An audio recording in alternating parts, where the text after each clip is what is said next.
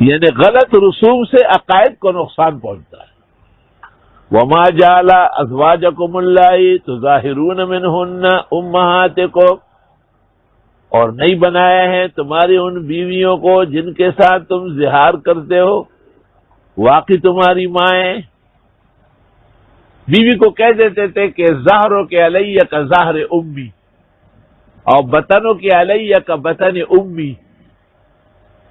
بیوی کے اعضائے مستورہ جس کا حجاب اور پردہ ضروری ہے، ان کو اپنی محرمہ تعبیدیہ، خواہ وہ ماں ہو یا بہن ہو، ساس ہو یا بیٹی ہو یا بہن ہو، ان کے کل یا جز کے ساتھ تشبیہ دینے کو زہار کہتے ہیں۔ زمانے جاہلیت میں یہ طلاق کے حکم میں تھا۔ فرمایا نہیں بنایا اللہ نے تمہاری بیویوں کو جن کے ساتھ تم تشبیہ دیتے ہو محرم تعبیدیہ کے عضو مستور کو واقعی تمہاری ماں ہے۔ اس سے ماں تھوڑا بنتی ہے۔ علماء نے اسے استدلال کیا ہے کہ کہتے ہیں میں نے اس کو ماں کہا ہے، میں نے اس کو بھائی کہا ہے، یہ سب غلط فضول باتیں، آپ کے کہنے سے کچھ بھی نہیں ہوگا۔ ہاں یہ ٹھیک ہے کہ آپ ان کے ساتھ سلوک اس طرح کریں، ادب کریں۔ وما جعل ادعیاءکم ابناءکم، اور نہیں بنایا اللہ نے تمہارے لے پالکوں کو واقعی تمہارے بیٹے۔ مثلا کسی لڑکے کو لے لیا، گود لے لیا، پھر کہا کہ یہ میرا لے پالک ہے، جس کو عربی میں متمنا کہتے ہیں اور اردو میں منہ بولے بیٹا۔ اس کو پھر جائیداد میں بھی شریک کرتے تھے، تو اللہ تعالیٰ نے کہا کہ اس کی کوئی حقیقت ہی نہیں۔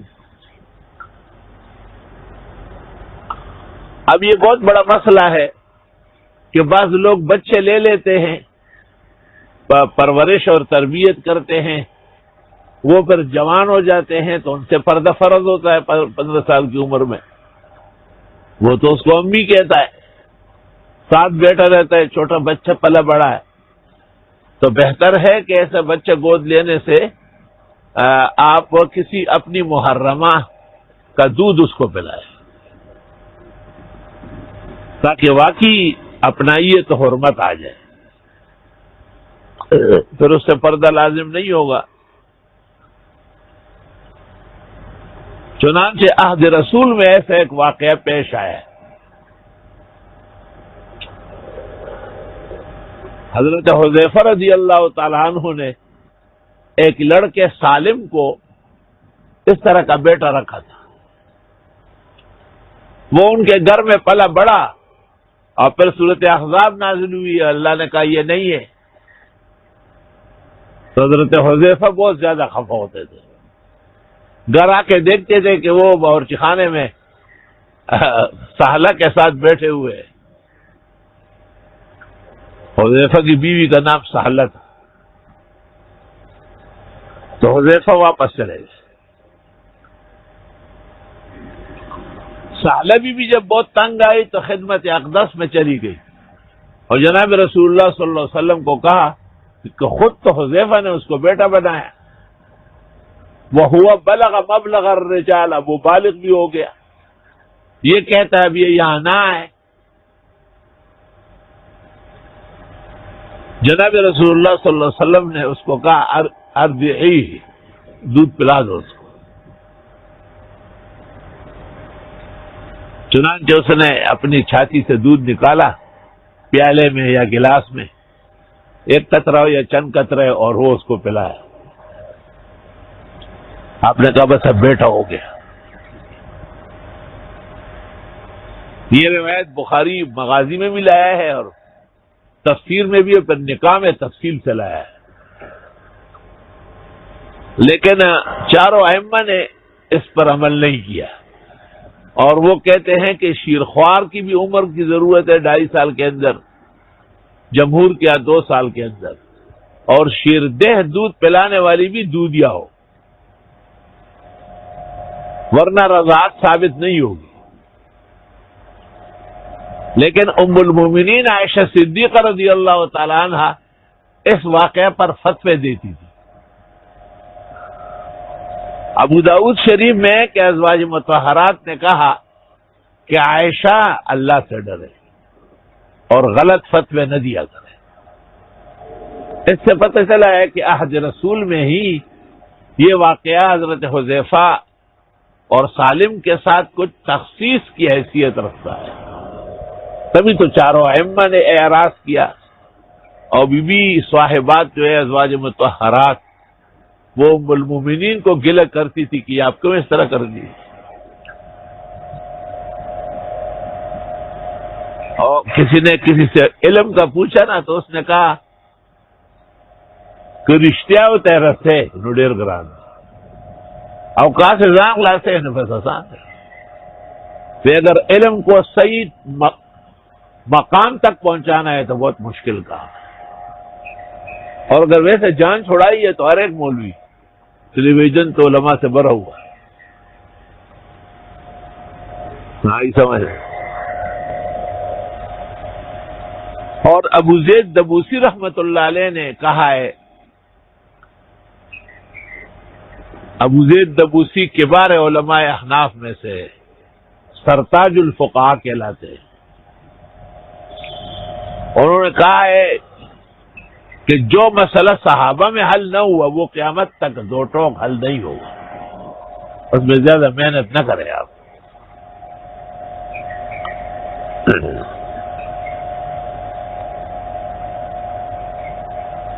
ذالکم قولکم بافواہکم، یہ باتیں ہیں تمہاری منہوں کی.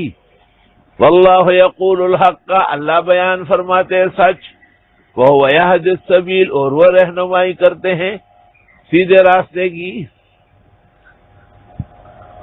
ادعوہم لآبائہم، پکارو ان کو ان کے اصل باپ سے.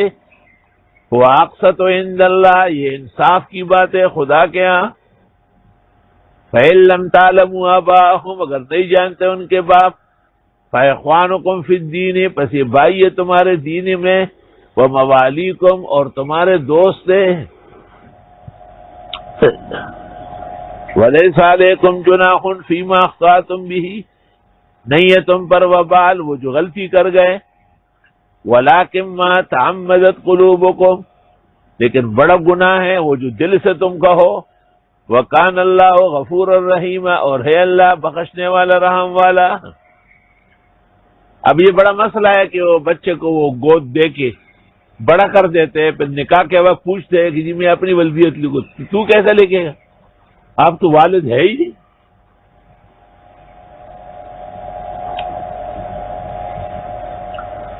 تو رسوم کا مقابلہ کرنا عالم ربانی کے لیے بہت ہی ضروری ہے اور بہت مشکل ہے، کیونکہ رسوم سے عوامی وابستگی پیدا ہوتی ہے، اور عوامی وابستگی لوگ چھوڑنے کے لیے تیار نہیں ہوتے. مثلا ہماری جو پختون قوم ہے تو کوئی شک نہیں کہ وہ غیرت کے پیکر ہے. پشتو کا مطلب ہے غیرت. وہی ماں سر پختو نہ کہا تو غیرت نہیں کیا. دا خوڑ پختو نہ دا خوڑ سے غیرت نہ رہے. لیکن رسوم پرس بہت سخت ہے.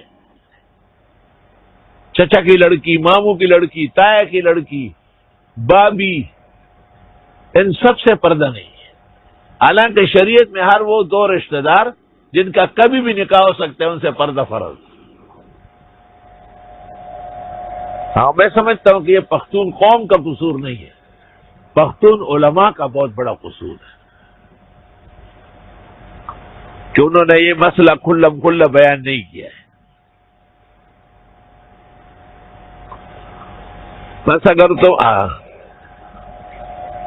مطلب غلطی سے آپ نے کہا کہ فلاں کا بیٹا ہے، حالانکہ آپ کو پتا ہے کہ اس کا لے پالک ہے، تو فرمائیے معاف ہے، لیکن دل سے نہ کہو.